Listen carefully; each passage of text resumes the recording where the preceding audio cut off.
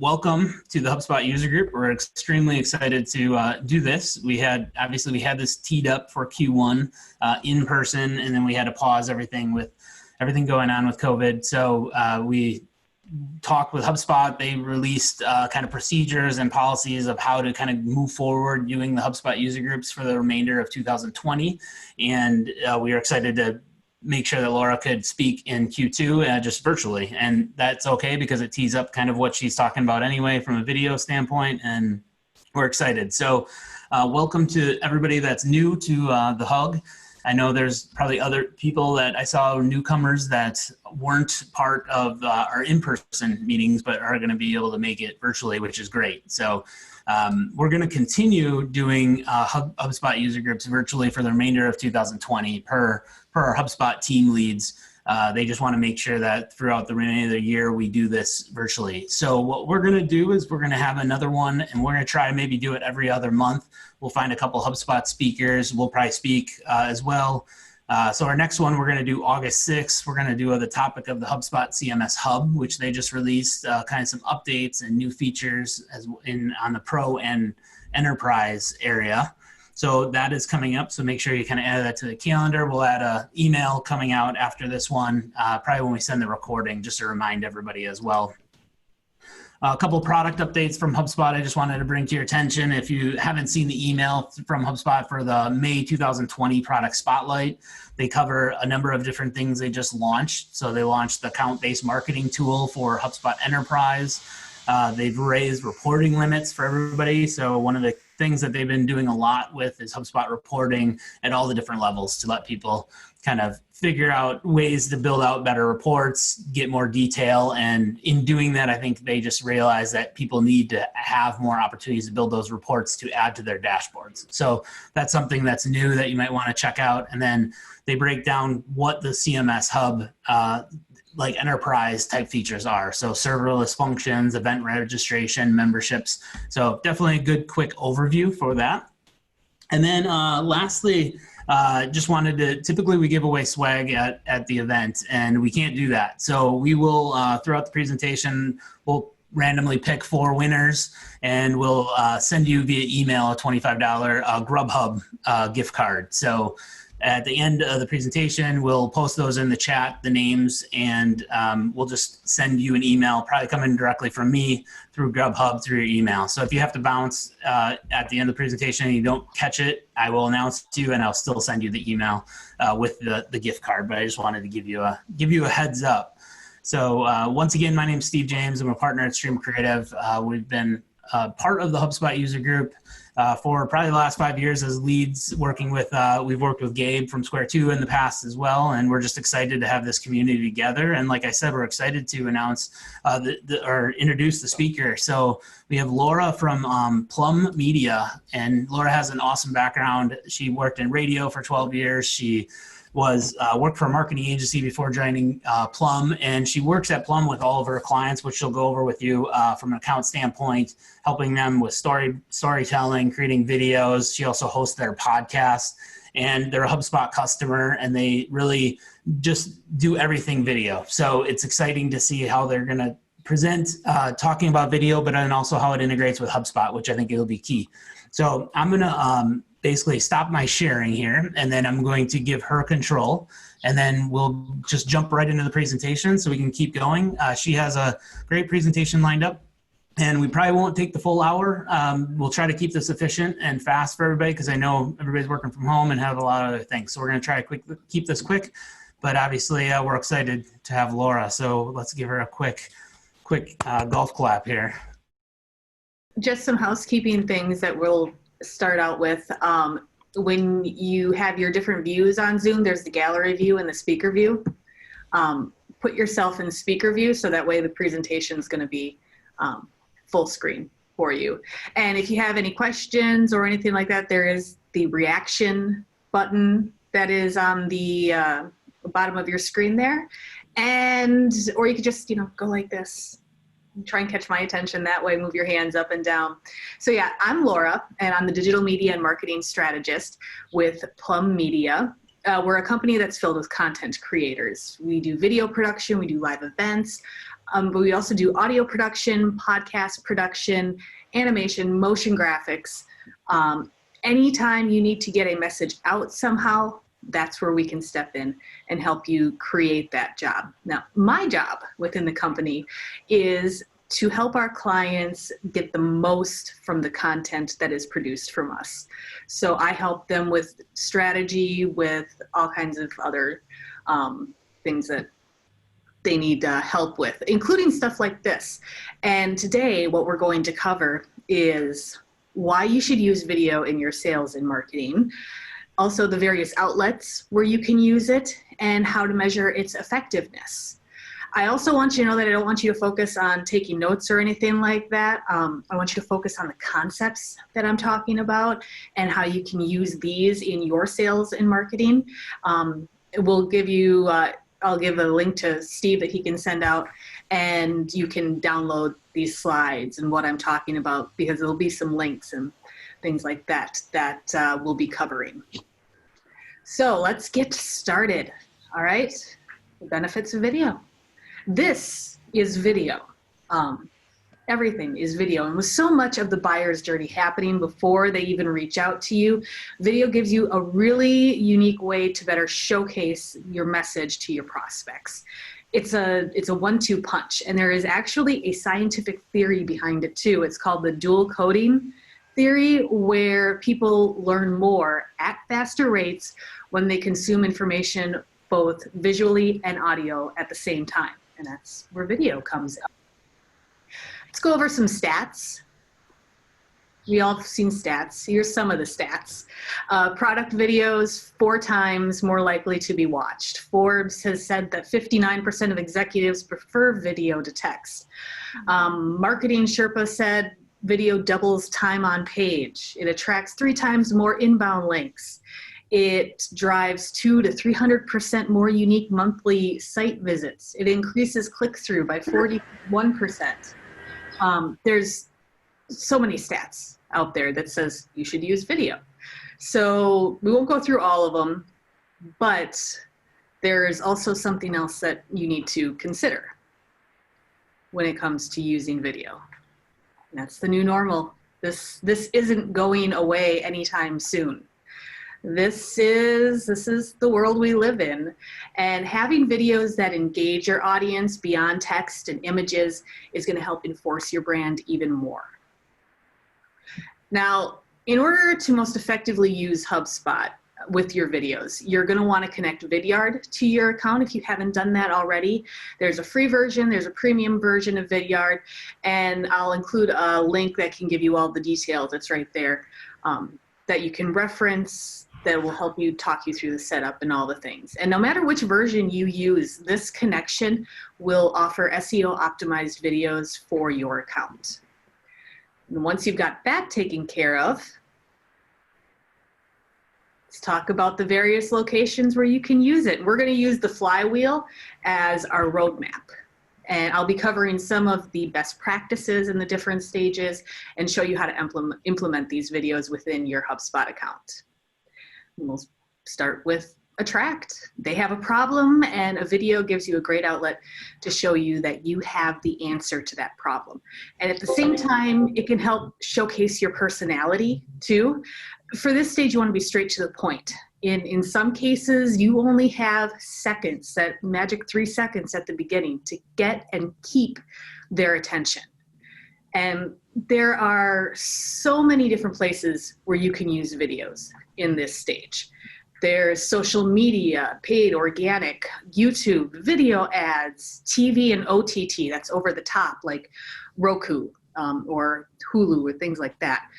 Trade shows, both online and offline, webinars, stuff like what I'm doing right now, informational, how-to, partner things. Here's an example that the Better Business Bureau of Wisconsin did. They wanted to help raise awareness about one of the services they offer.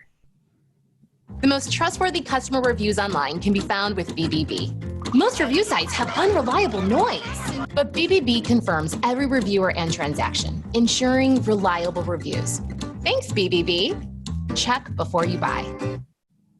So this one kind of covers all the bases. It gets to the point. It's very direct on what they're talking about, and they are respectful of the viewer's time. It's short, and a viewer's time is very precious. You should be mindful of that. So only give them what they're looking for. It's not necessarily the time to get cute, and it's not quite the time to try and upsell them yet. One of the things, if you haven't yet, you're going to want to connect your ad accounts with your HubSpot account, because it makes tracking how your campaigns are doing so much easier. Instead of going through and looking at, okay, this account did this account did this, oh, these URLs did this. It's just right in front of you. How's your ad spend doing? Well, let me pull up my ad page, and there you go. We're being successful on it. You want to spend time setting this up because it will pay off in the end. And there is that link that you can follow and review later to get the details on why you should connect accounts if you haven't already. There are some ads that you can create within HubSpot for LinkedIn and Facebook. They're called lead generation ads. And these are great for capturing lead information, since people don't have to leave the social network that they're on in order to fill them out. It shows up right in their news feed, and they can register for more information. And that information also automatically then syncs to HubSpot. You can use these for webinars, newsletters, product information, training info, sessions, any kind of gated content that you have, you can use one of these ads for. You can use an image for it, but you can make a bigger impact and literally speak directly to your audience by using videos like these. Let's go to the next section. Engage. We've got their attention. So now it's time to show off our stuff. And you can really showcase your personality here, reinforce what got them there, and show them that you are a company that they should do business with. So at this point, you can get away with some longer, more informative videos. But I do want to put a little bit of caution here, because if you're not echoing that message that brought your prospects and customers to this point, then this is also a spot where you could lose your audience as well. In this section, there's also a ton of places that you can use them. There's product pages, FAQ, explainer, case studies, social media, retargeting ads, email, webinars, presentations, events, and don't forget to think outside of this screen too. Like, how many of you have been to a conference or an event where there's a video wall or screens that have a big intro there to get your attention, to tell you, hey, the show's starting? These are all great opportunities to enforce your brand image. And from the BBB, they did multiple versions of their ads. That 15-second one was created from a longer cut that engages their audience a little bit more. The most trustworthy customer reviews online can be found with the Better Business Bureau. How do I know? Before I found BBB, I was looking for a restaurant review. Some of these sound like they were written by the restaurant. Others are so petty. Some sound like they've got some kind of personal grudge. How do I even know these are real people? I've had enough of the noise. How about you? BBB reviews are better because of their confirmation process. First, someone writes a review. Then, BBB verifies it's a real person. Next, BBB confirms the transaction with the business and gives them an opportunity to respond. Only then does the review go live. In addition, BBB reviewers aren't anonymous and aren't compensated. Not anonymous? Then how am I supposed to say the first thing that pops into my head? That ensures their reviews are reliable and unbiased. BBB reviews are a great service. Kind of like the great service here at my new favorite restaurant. Better Business Bureau. Check before you buy. So there's same thing, but more information there for the audience.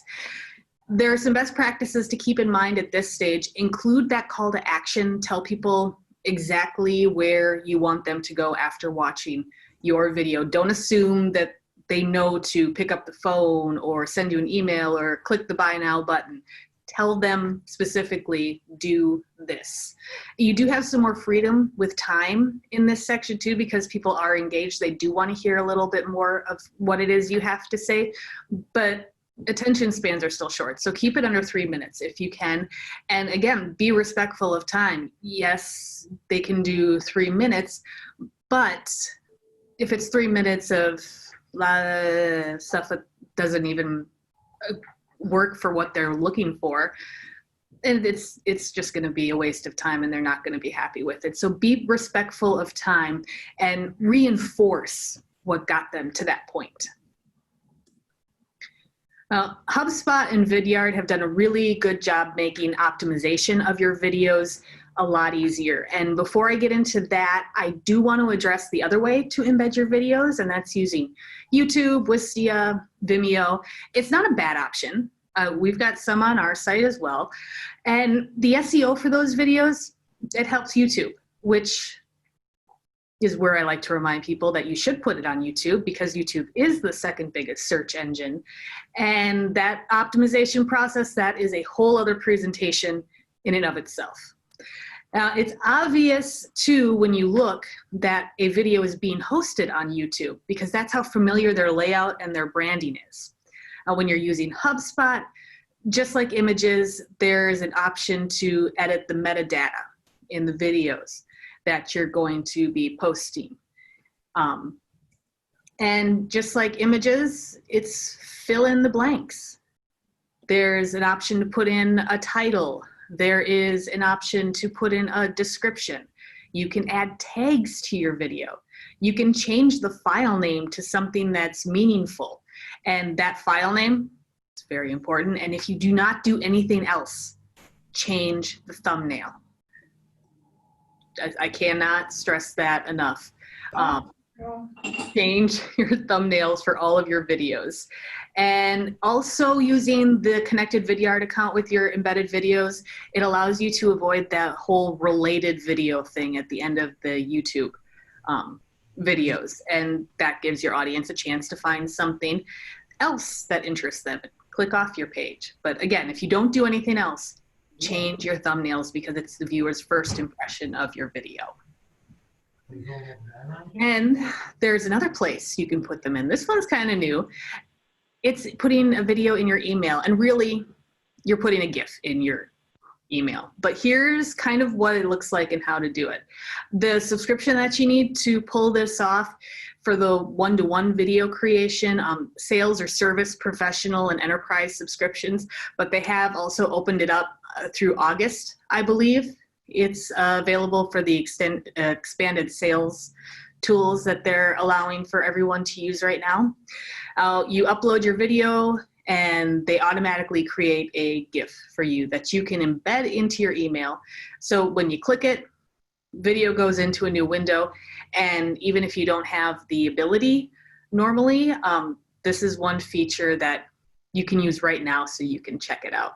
So when you're creating an email in HubSpot, the option can be found in that insert section, and you can pick a video that you already have, or you can upload a new one, create a new recording. And I do recommend editing that link text, because that's going to help encourage people to click. Take some time into what that is and what people are going to be seeing. And then once your email's sent, the recipient sees the GIF in there. And when they click on it, they go to a landing page to watch your video. And depending on what Vidyard level you're at too, there's some customization options for this landing page too. Now we are into the delight stage. We've got them, let's keep them happy. And a lot of the same channels apply here too, but now the messaging has changed since the people here are familiar with you and your product. You kind of know each other a little bit. So these types of videos, again, everywhere you can think of, training, events, you can showcase results, recaps, social media, announcements, product launches. You can really get your audience to feel a lot more connected to you. Now, there's an example video I've got here that the Menominee Valley Partners played at their annual dinner during Valley Week last summer. And they shared this on their social accounts, on their YouTube page, and on their website. But they wanted to show and celebrate the accomplishments of the transformation that's taken place in the area over the past 20 years.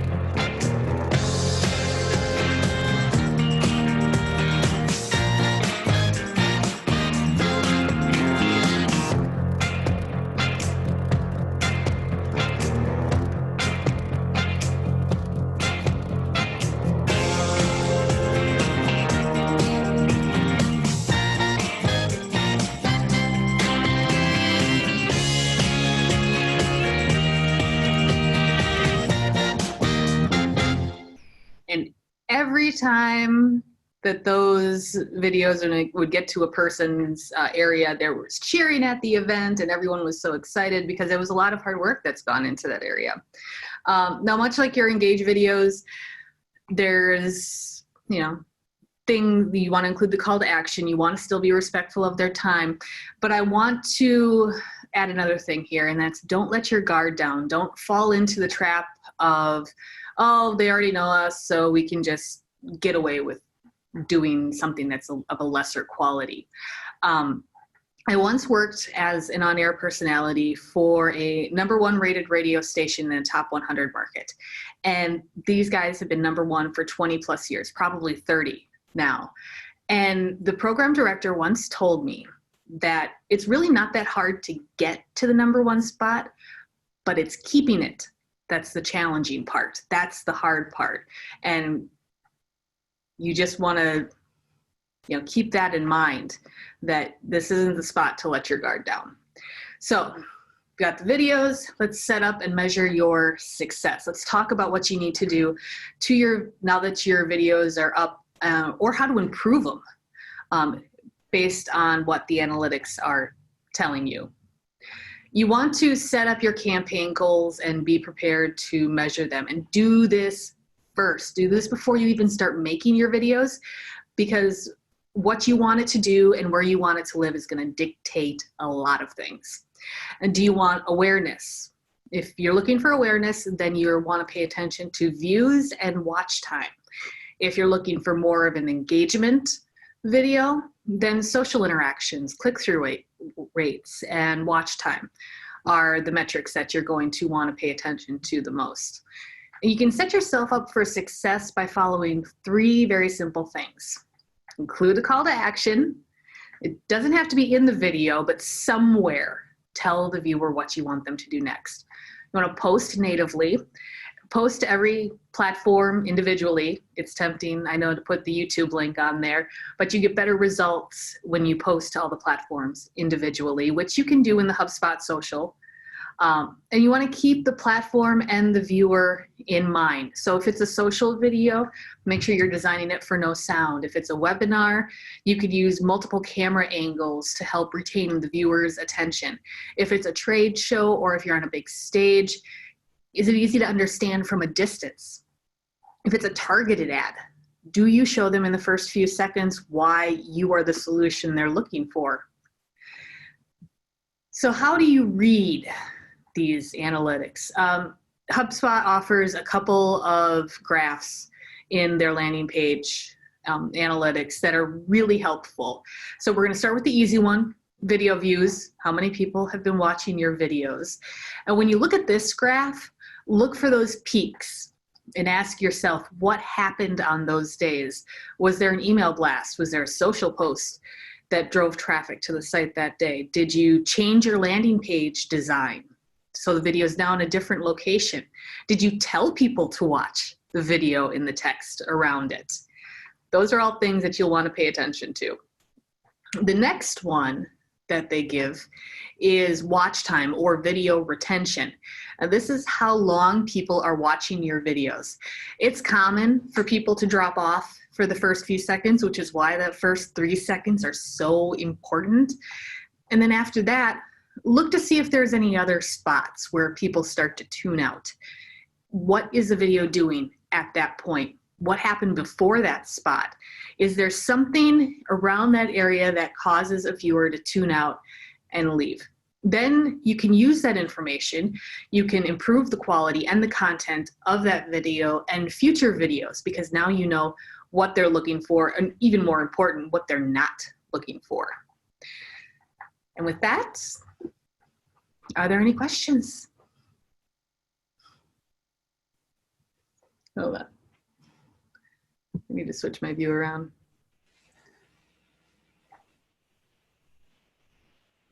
Laura, from a standpoint of ads on Facebook and LinkedIn, have you guys explored those in utilizing HubSpot quite a bit, or do you concentrate more on longer videos, storytelling, and things like that? Just curious on some of your background with. Yeah, all of the above. We've actually been hosting a series of webinars, and LinkedIn lead gen ads have actually been very successful for us as far as getting in front of new people and getting their information and getting our webinars in front of them.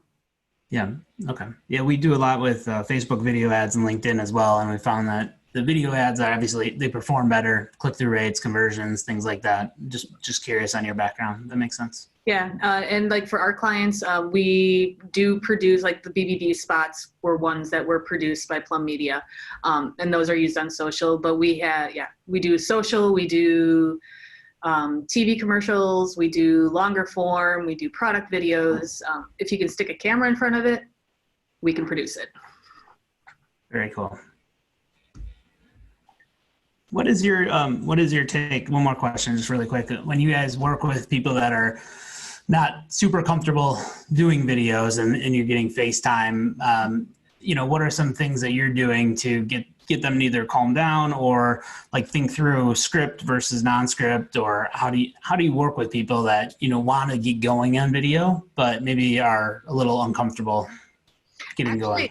A lot of times it's once we meet with them and we assure them that we've got this, we're here to help you.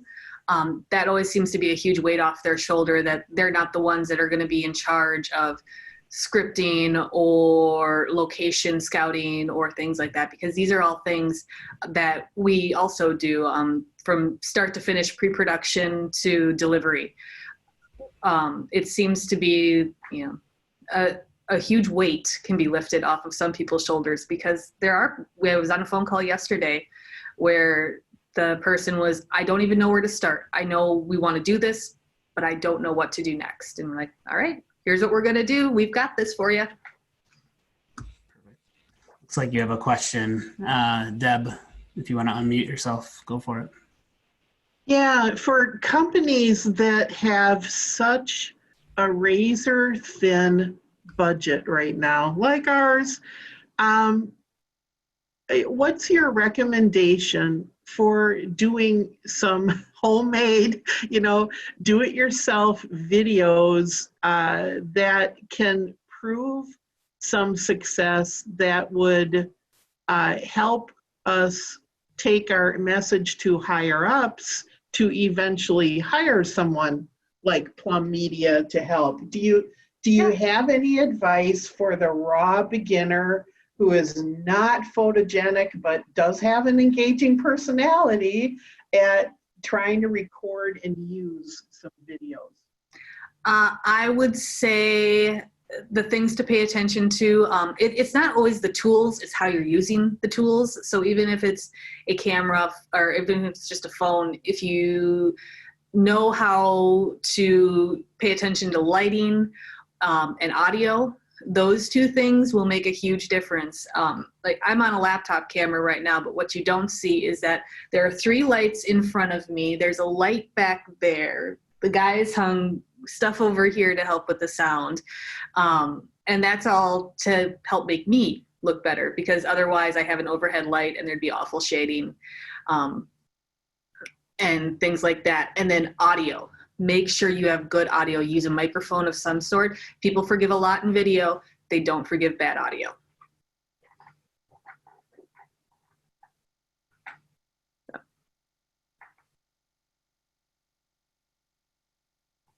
So any other questions, feel free to unmute yourself. Yeah.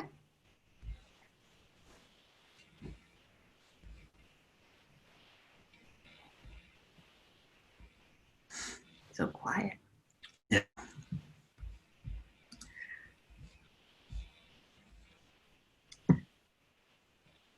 Hey, hey Laura, it's Tom.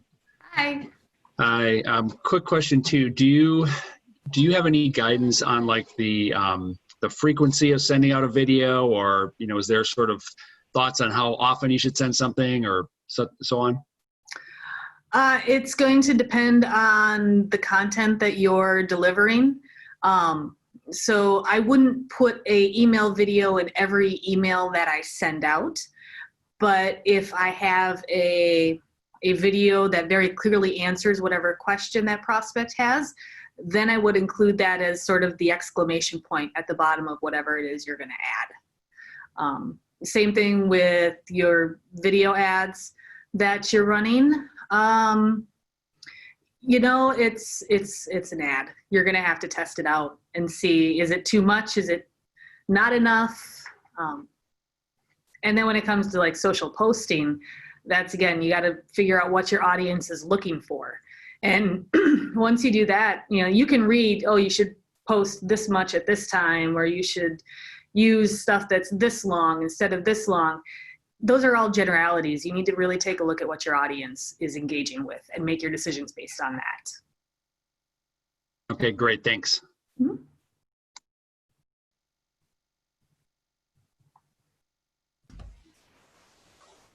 All right, well, if there's not any other questions, we'll make sure that in the email we can send Laura's contact information and obviously the recording and any other links that she provided as well. We just want to say thank you so much, Laura, and Chad, for helping with the video on the Plum Team standpoint. That was awesome. So thank you very much for the presentation. My pleasure. Yeah, we will. So if anybody saw in the chat, we did have our Grubhub winners. So Jessica Zellner, Megan Smith, Tom Wandra, Daniel Nisbet. If you guys want to send me an email or send me a chat, I don't have your email addresses actually because our system kind of obfuscates them or blocks it so that we can't just have access to your emails, which is great. But at the same time, I think we got another question. I think Deb had her hand raised. Sweet, go for it.